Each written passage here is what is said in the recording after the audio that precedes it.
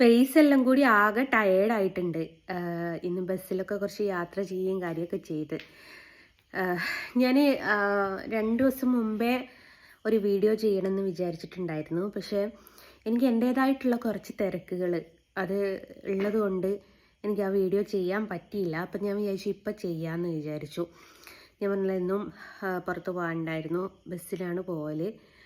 അപ്പോൾ ബസ് പോയിട്ട് വലിയ ശീലമില്ലാത്ത ആൾക്ക് ബസ് എന്ന് പറയുന്നത് നരക യാതനയായിട്ടുള്ള ഒരു യാത്രയായിരിക്കും. എന്നെ സംബന്ധിച്ചെന്ന് വെച്ചാൽ എനിക്ക് ബസ് കയറാനും ഇറങ്ങാനും തന്നെ കുറച്ച് ബുദ്ധിമുട്ടുള്ള ഒരാളാണ്. വലിയ ശീലമല്ലല്ലോ. അപ്പം സീറ്റും കൂടി കിട്ടിയിട്ടില്ലെങ്കിൽ നമ്മുടെ എന്താ പറയുക, വീഗാലാൻഡിലുള്ള റൈഡിന് കയറിയ അവസ്ഥയിലാണ് പൊതുവെ ഞാൻ ഉണ്ടാവാറ്. അപ്പോൾ അതിൻ്റെയൊക്കെ ചെറിയൊരു ക്ഷീണമൊക്കെ ഉണ്ട്. ആ ക്ഷീണമൊക്കെ മാറ്റി വെച്ചിട്ട് പറയാനുള്ളത് നമ്മൾ പറയണമല്ലോ. ഇപ്പോഴത്തെ സോഷ്യൽ മീഡിയ ആക്രമണം എന്ന് പറയാം, ചർച്ച എന്ന് പറയരുത്. ആക്രമണം രേണു സുധിൻ്റെ പേരിലാണ്. അപ്പോൾ ഈ സോഷ്യൽ മീഡിയ ബുള്ളിങ്ങിന് ഇരയായ ഒരാൾ എന്നുള്ള നിലയിൽ ഞാൻ പറയാം, വെറുതെ വിട്ടേക്കോ മക്കളെ.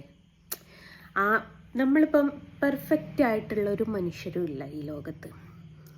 തെറ്റ് ചെയ്യാത്തവരായിട്ട് ആരുമില്ല. നമ്മളൊരു വ്യക്തി ഞാൻ നല്ലതാണ് എന്ന് പറഞ്ഞിട്ടുണ്ട്, ആ വ്യക്തിയായിരിക്കും ലോകം കണ്ട ഏറ്റവും വലിയ ഫ്രോഡ്. നമുക്കൊരാൾക്കും ഞാൻ നല്ലതാ എന്ന് പറയാൻ പറ്റൂല. അങ്ങനെ പറയാൻ പാടില്ല. കാരണം എന്നിൽ ഒരുപാട് തെറ്റുകുറ്റങ്ങളുണ്ട്. അത് മറച്ചു വെച്ചിട്ട് ഞാൻ നല്ലതാണ് എന്ന് പറഞ്ഞാൽ എന്താ അതിൽ അർത്ഥമുള്ളത്? അപ്പം എനിക്ക് ആ കുട്ടീനെ നിരന്തരം നിങ്ങൾ ടോർച്ചർ ചെയ്യുന്നതിനെ കൊണ്ട് വളരെയധികം വിഷമം തോന്നുന്നു. കാരണം എന്താ വെച്ചാൽ, ഒന്നാമത് നമുക്ക് പറയാൻ അല്ലെ നമ്മൾ പ്രാണനായിട്ട് കരുതുന്ന ഒരാളാണ് ആ കുട്ടിക്ക് വിട്ടുപോയത്. അതിൻ്റെ ഒരു ഷോക്ക് അതിന് ഓൾറെഡി ഉണ്ട്. പിന്നെ ഈ പിഞ്ച് 2 കുഞ്ഞുങ്ങളാണ്, എങ്ങനെ പോറ്റോ എന്നുള്ള ഒരു ചിന്താഗതി ഉണ്ടാവും. സ്വാഭാവികമായിട്ടും മനസ്സ് പതറിപ്പോയിട്ട് 3 കൂടി ആത്മഹത്യ ചെയ്യുന്നതിനെക്കാട്ടിലും എത്രയോ നല്ലതല്ലേ നമ്മളതുവരെ വെറുതെ വിടുക എന്നുള്ളത്.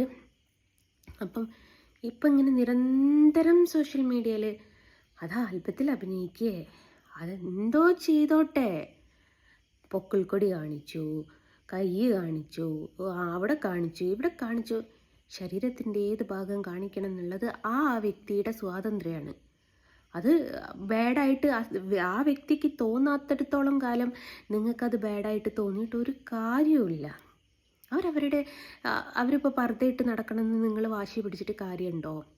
അവർക്ക് അവരുടെ സ്വന്തം ഇഷ്ടം, സ്വന്തം എങ്ങനെയാണോ അവർക്ക് ജീവിക്കാൻ ഇഷ്ടം, അവർക്കതേ പറ്റുള്ളൂ. അതിൽ നമുക്ക് ആർക്കും അല്ലേ. ഇപ്പം അവൾ വ്യക്തമായിട്ട് പറയുന്നുണ്ട്, ഞാൻ വീട്ടിലിരുന്നോളാം, കമൻ്റ് ഇടുന്നോലും കുറ്റം പറയുന്നോലും എനിക്ക് ചിലവിന് കൊണ്ടുത്തരുമോന്ന്. അതിൽ ആ ചിലവിന് തരാമെന്ന് പറഞ്ഞ ഏതെങ്കിലും ഒരു കമൻറ്റ് നിങ്ങൾ കണ്ടോ? കണ്ടില്ലല്ലോ. അപ്പോൾ അവൾക്ക് അവളുടെ കുഞ്ഞുങ്ങൾ പട്ടിണി കിടക്കുന്നതിനെക്കാട്ടിലും നിങ്ങളൊക്കെ പറയുന്ന കോപ്രായം കെട്ടാൻ പോകുന്നതാണ് എന്തുകൊണ്ടും ബെറ്റർ എന്ന് അവൾക്ക് തോന്നിയിട്ടുണ്ടാവും. അതുകൊണ്ട് ഇങ്ങനെ നിരന്തരം ഫോളോ ചെയ്തിട്ട് ആക്രമിക്കരുത്. പിന്നെ എനിക്ക് വേറെ ഒന്ന് പറയാനുള്ളത്, ഇപ്പം കുറച്ച് സ്ത്രീകൾ തന്നെ പറയാം. ഒരു സ്ത്രീയുടെ ശത്രു വേറൊരു സ്ത്രീ എന്ന് പറയുന്നത് സത്യം തന്നെയാണ് കേട്ടോ. അപ്പോൾ കുറച്ച് നിലയിലേക്കും വിലയിലേക്കും ഒക്കെ ഒരു സ്ത്രീ എത്തിപ്പെടുക എന്ന് കേൾക്കുമ്പോൾ തീർച്ചയായിട്ടും മറ്റേ അടുത്തുള്ള ഓപ്പോസിറ്റുള്ള ആൾക്കത് സഹിക്കാൻ പറ്റുന്നതിനെക്കാട്ടിലും അപ്പുറമായിരിക്കും. അപ്പോൾ ഈ നമ്മുടെ ലക്ഷ്മി നക്ഷത്ര രേണുവിന് സുധിയുടെ ഒരു സ്മെല്ലെന്ന് പറഞ്ഞിട്ടൊരു പെർഫ്യൂം കൊണ്ട് കൊടുത്തിട്ടുണ്ടായിരുന്നു. അതിനെ ചൊല്ലി കുറേ ചർച്ചകൾ ഒരു കാലത്ത് കഴിഞ്ഞു. അപ്പോൾ ഈയിടെ ആ കുട്ടി പറയുന്നുണ്ട്, അത് നിങ്ങൾക്ക് പറഞ്ഞാൽ മനസ്സിലാവില്ല, അതൊരു വല്ലാത്തൊരു സ്മെല്ലാണ്, അത് ഞാൻ അടിച്ചാൽ നിങ്ങളൊക്കെ ഓടും എന്ന് പറയും. അതിന് കുറച്ച് ആൾക്കാർ സുധിനെയൊക്കെ അറപ്പാണ്, അല്ലെ സുധീൻ്റെ മണം അങ്ങനെയാണ്, ഓളങ്ങനെ പറയാൻ പാടില്ലായിരുന്നു എന്നൊക്കെ പറഞ്ഞു. അപ്പം ഞാനൊരു കാര്യം ചോദിച്ചോട്ടെ സുഹൃത്തുക്കളെ, അവളങ്ങനെ പറഞ്ഞു അതാണ് ഇതാണ് എന്നൊക്കെ കുറേ കുറ്റങ്ങൾ കണ്ടുപിടിച്ചപ്പോൾ നമ്മളൊക്കെ വിവാഹം കഴിഞ്ഞ ആൾക്കാരോടാ ഈ പ്രഗ്നൻസി സമയത്ത് ഹസ്ബൻഡുമാരെ സ്മെല്ല് പറ്റൂല എന്ന് പറഞ്ഞ് എത്ര ആൾക്കാർ മാറ്റി നിർത്തുന്നുണ്ട് അവരെ. അപ്പോൾ ഇവർക്ക് എന്ന് വെച്ചാൽ ഈ പൊതുവെ പുരുഷന്മാർക്ക് എന്ന് വെച്ചാൽ പലർക്കും വ്യത്യസ്തമായിട്ടുള്ള മണങ്ങൾ തന്നെയാണ്. അവരവരുടെ വേർപ്പും അതേപോലെ ഈ സ്പ്രേ അടിക്കുന്ന ഇതിൻ്റെയും അങ്ങനെ പിടിച്ചെല്ലാം കൂടിയായിട്ടൊരു ബാഡ് സ്മെല്ല് പോലെ തന്നെയാണ് ഉണ്ടാവുക. എന്നാൽ ആ ബാഡ് സ്മെല്ല് നമ്മൾ പ്രണയിക്കുന്ന ഒരാളുടേതാണെങ്കിൽ നമുക്കത് ഗുഡ് സ്മെല്ലാണ്, നമ്മൾ ആസ്വദിക്കത്. ചിലർ പറയുന്നില്ലേ, എടാ നിന്നെ വേർപ്പ് നാറിയിട്ട് വയ്യടാന്ന്. ചിലരിപ്പുറത്ത് നമ്മുടെ ഇഷ്ടപ്പെടുന്ന ആൾ, എടാ നിൻ്റെ സ്മെല്ല് എനിക്ക് ഭയങ്കര ഇഷ്ടമാണെന്ന് പറയും.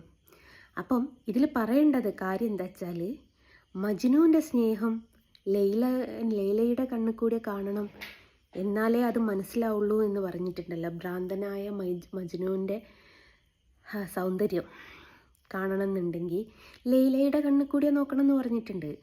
അതേപോലെ ആ രേണുവിന് സുധി എത്രത്തോളമായിരുന്നു, സുധിയുടെ സ്മെല്ല് എത്രത്തോളമായിരുന്നു എന്നുള്ള രേണുവിൻ്റെ സൈഡിൽ നിന്നിട്ട് നമുക്ക് നോക്കണം. അപ്പോൾ അവൾക്ക് ആ സ്മെല്ല് ഭയങ്കര ആസ്വദിക്കുന്ന സ്മെല്ലായിരിക്കും. അത് നമുക്കാർക്കും പറ്റൂല. അവർ ഹസ്ബൻഡ് ആൻഡ് വൈഫാണ്. അപ്പോൾ തീർച്ചയായിട്ടും കുട്ടി പറഞ്ഞതിലൊരു തെറ്റുമില്ല. പിന്നെ നിങ്ങളൊക്കെ ആ മണം കേട്ടാൽ ഇറങ്ങി ഓടും. വിയർപ്പിന് വല്ലാത്തൊരു മണമാണ്, പലർക്കും ഇഷ്ടപ്പെടാത്ത മണങ്ങളാണത്. അതിലേക്ക് ഈ പെർഫ്യൂം കൂടെ വരുമ്പം ചിലപ്പം ഒരു ബാഡ് പോലത്തെ ഒരു സ്മെല്ലുണ്ട്. അത് നിങ്ങൾ മനസ്സിലാക്കുക. അപ്പോൾ അത് മനസ്സിലാക്കിയിട്ട് ആ കുട്ടീനെ ഒന്ന് വെറുതെ വിടുക. പിന്നെ വേറൊരു കാര്യം ഞാൻ നിങ്ങൾക്ക് പറഞ്ഞുതരാം. ഞാനിതാ എൻ്റെ വീട്ടിലൊരു പെർഫ്യൂം വെച്ചിട്ടുണ്ട്. ഇതിതേ എൻ്റെ ഹാളിൽ സോഫയുടെ സൈഡിലായിട്ട് ഞാൻ വെച്ചതാണ്. അപ്പോൾ ആരെങ്കിലും വന്ന് ഇതിങ്ങനെ എടുക്കാൻ നോക്കുമ്പോൾക്ക് അരുണ് പറയുന്നൊരു കാര്യമാണ്, ജെസിമോളോട് അടി കിട്ടു, അവിടെ വെച്ചോ. ഇതിവിടെ ആരും ഇതുവരെ അടിച്ചിട്ടില്ല. ഇതിട്ട് ആർക്കും അടിക്കാനുള്ള പെർമിഷനും ഇല്ല. ഇതിലിപ്പം എന്തേത്തെ അത്ര പ്രത്യേകത എന്ന് വെച്ചാൽ, എൻ്റെ വാപ്പയുടെ അമ്മ മരണം വരെ യൂസ് ചെയ്ത ഒരു പെർഫ്യൂമാണ്. ആൾ ഡെയിലി കുളിച്ച് കഴിഞ്ഞാൽ ആൾക്ക് നല്ലോണം മേൽ പെർഫ്യൂം അടിക്കണം. അത് അടിച്ചു വെച്ച ബാലൻസാണ്. ഈ രേണു സുധി പറഞ്ഞത് പോകണം, ഇടയ്ക്ക് ഞാൻ മിസ് ചെയ്യുമ്പോൾ ഇതൊന്നെടുത്ത് മണിപ്പിക്കും. അപ്പം എനിക്ക് മനസ്സിന് വല്ലാത്തൊരു സമാധാനമാണ്.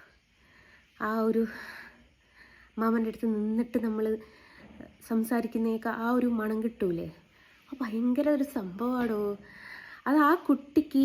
ആ കുട്ടി പറഞ്ഞില്ലേ, ഞാൻ അടിക്കലില്ല മണപ്പിക്കലേ ഉള്ളൂ. ആ ഒരൊറ്റ മണം മതി നമുക്ക്, അവർ നമ്മളെ അടുത്ത് ഓടിയെത്തും. അപ്പോൾ ഇത് അവിടെ അടിക്കാത്ത എൻ്റെ അമ്മാമക്കെന്ന് വെച്ചാൽ ഓരോരുത്തരിങ്ങനെ ഗൾഫിൽ നിന്ന് വരുന്ന സമയത്തൊക്കെ കൊണ്ടു കൊടുക്കുന്നതാണ്. മാമൻ്റെ കുടുംബമൊക്കെ ഗൾഫിലുള്ള. അടിക്കാത്ത ഒരുപാട് സ്പ്രേകൾ അവിടെ ഉണ്ട്, പൊട്ടിക്കാത്ത. ഞാൻ ഒന്നേ ആവശ്യപ്പെട്ടിട്ടുള്ളൂ, ഇതെനിക്ക് വേണമെന്ന് പറഞ്ഞിട്ട് ഞാൻ എടുത്ത് വെച്ചതാണ്. അപ്പം ഇങ്ങനെയാണ് ആ രേണും ചെയ്തത്.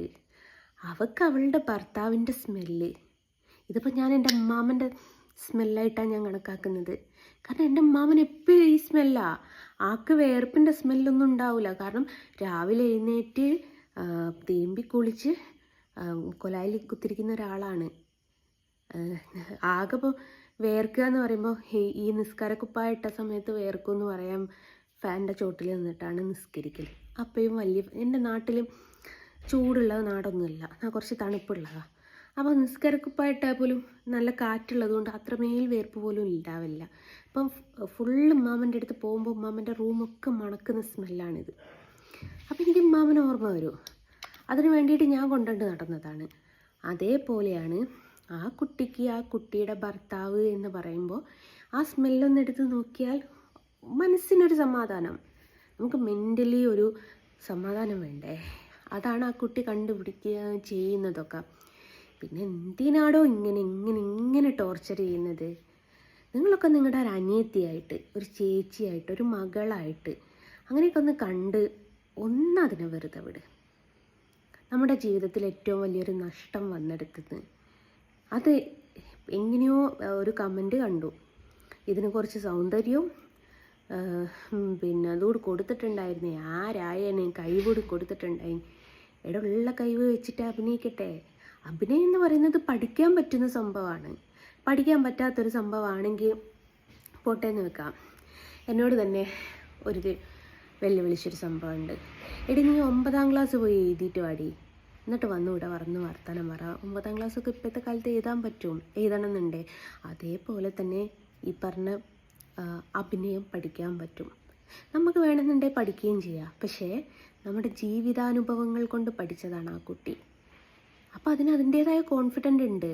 എൻ്റെ ഭർത്താവ് ഞാനുണ്ടല്ലോ, വണ്ടി ഓടിക്കുമ്പോൾ ഇത്രയ്ക്കും അഹങ്കാരി വേറെ ഉണ്ടാവില്ല. കാരണം എന്താ വെച്ചാൽ എൻ്റെ അഹങ്കാരം എന്താ വെച്ചാൽ എൻ്റെ ഗുരു എൻ്റെ വാപ്പയാണ് എന്നുള്ളതായിരുന്നു വണ്ടിയിൽ.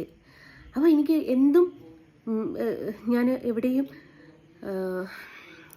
ഹാൻഡിൽ ചെയ്യാനുള്ള ഒരു കഴിവുണ്ട് എന്നുള്ളൊരു ചിന്താഗതിക്കാരി. അത് ചിന്താഗതിയാണ്. അതേ അഹങ്കാരത്തിൽ തന്നെയാണ് കുട്ടി നിൽക്കുന്നത്. കാരണം അവരുടെ ഭർത്താവ് അറിയപ്പെടുന്നൊരു ആർട്ടിസ്റ്റാണ്, ഒരു കൊമേഡിയനാണ്, ഭയങ്കര അഭിനയിക്കുന്ന ഒരാളാണ്.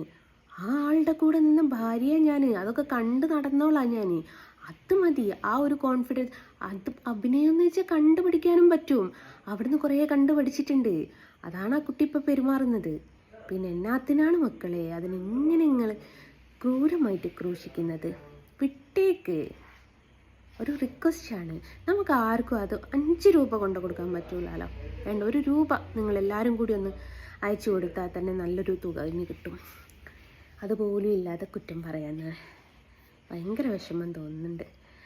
അപ്പോൾ ദയവ് ചെയ്തിട്ട് ആ കുറ്റം പറച്ചിലൊക്കെ ഒന്ന് ഒഴിവാക്കി അവരുടെ കഴിവിനെ അംഗീകരിച്ച് അവർക്ക് സമൂഹത്തിലൊരു നിലയും വിലയും കൊടുക്കുക. അതാണ് നമ്മൾ ചെയ്യേണ്ടത്. നമ്മൾ കൊണ്ട് അതേ പറ്റൂ. ആരെയും ദ്രോഹിക്കല്ലല്ലോടോ, ഒരാളെ ചേർത്ത് പിടിക്കല്ലേ. ഈ ചേർത്ത് പിടിക്കുന്നതെന്ന് പറഞ്ഞാൽ ചേർത്ത് പിടിക്കാനൊരു കൈകളുണ്ടെങ്കിൽ ഭയങ്കര പോസിറ്റീവ് എനർജിയാണ് നമുക്ക്. അറിഞ്ഞൊരാളായതുകൊണ്ട് പറയാം. അതുകൊണ്ട് ചെറിയൊരു റിക്വസ്റ്റാണ്, ആ കൊച്ചിനെ വെറുതെ വിട്ടേക്ക്. ഓക്കെ.